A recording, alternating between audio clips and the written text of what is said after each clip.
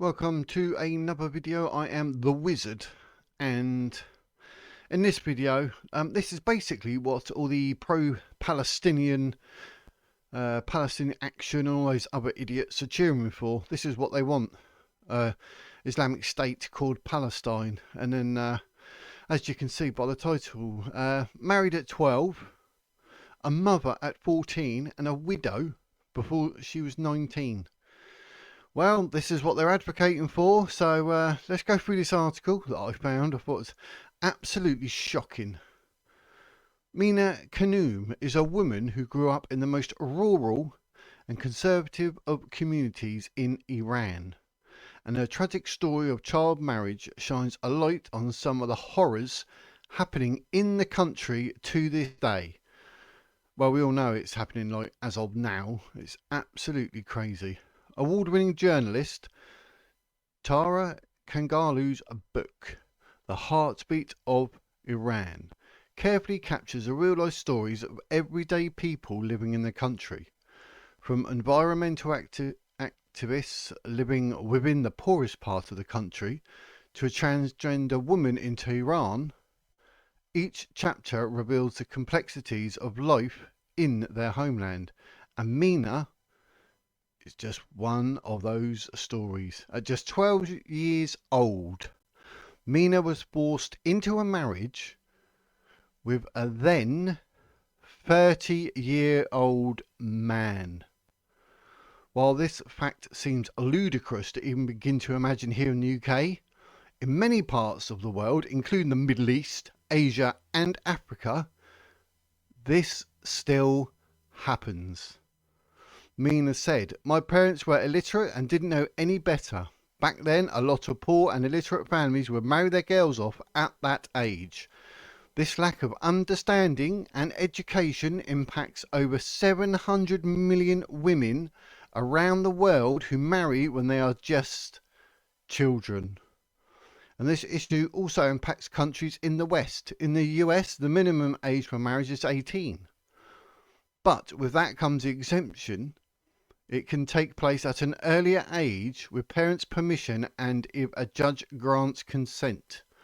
With this in mind, shockingly, in 2025, child marriage is legal in 34 states, while only 16 have now banned underage marriages with no exception.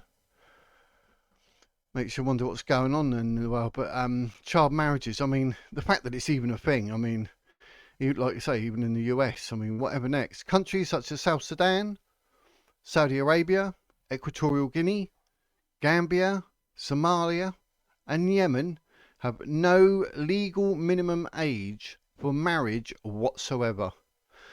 Meanwhile, in Iran, the legal age for marriage for girls is 13 and 15 for boys, although large numbers of these children marriages are not registered.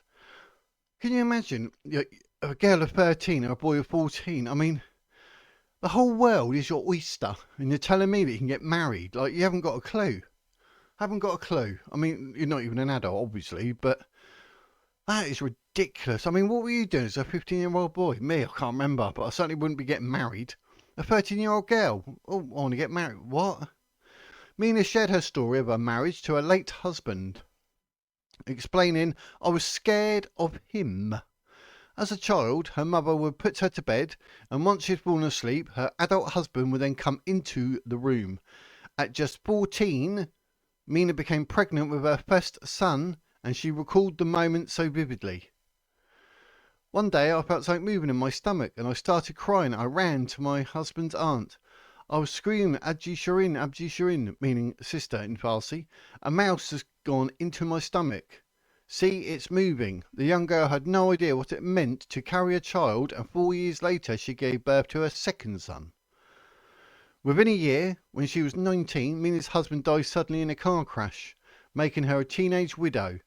Following his death, the financial responsibility was solely left to her, and with no support from either side of the family, all she had left was hope. 'I don't know what it was, but I've always had hope,' she said. 'I swear to God that sometimes I think 10 grown men could not have survived my life, but somehow I did, And I think it was all because of never-ending belief in the power of hope. There was endless opportunities for Mina to remarry, which would have been the traditional route for her, but most of these involved saying goodbye to her 2 children. She explained, "Sure, my life could have become better, but almost all the men who wanted to marry me were forcing me to choose between marrying them or keeping my boys. Many men in these dire situations see children as nothing more than mouths to feed, and therefore expect their new wives in these desperate situations to give their children up." Blimey. Mina was now a widow with no schooling or education behind her and wanted to find a job so she could support her family.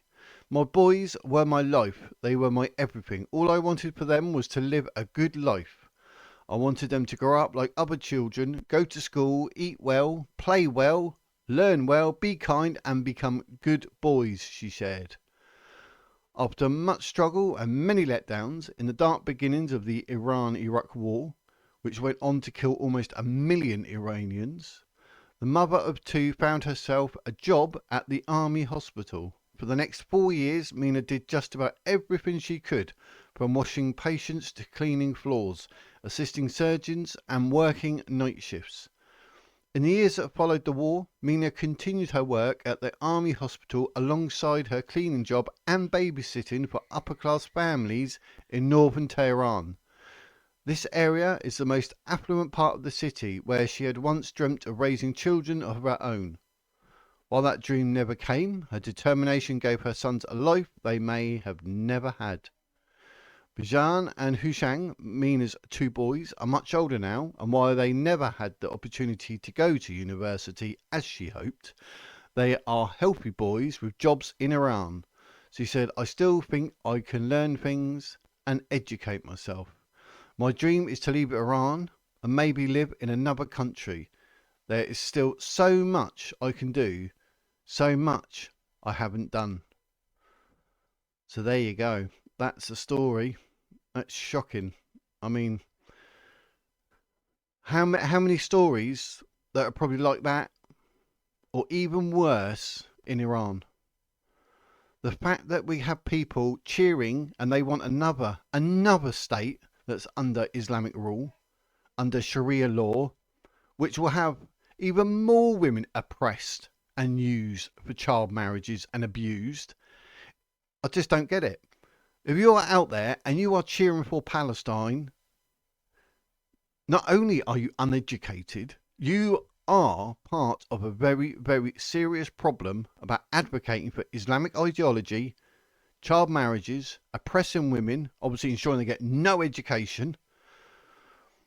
It's just crazy that there's people in the UK and America that advocate for this, and they go out knowing full well Palestine Action is a terrorist organisation and everything that it represents, but they still do it.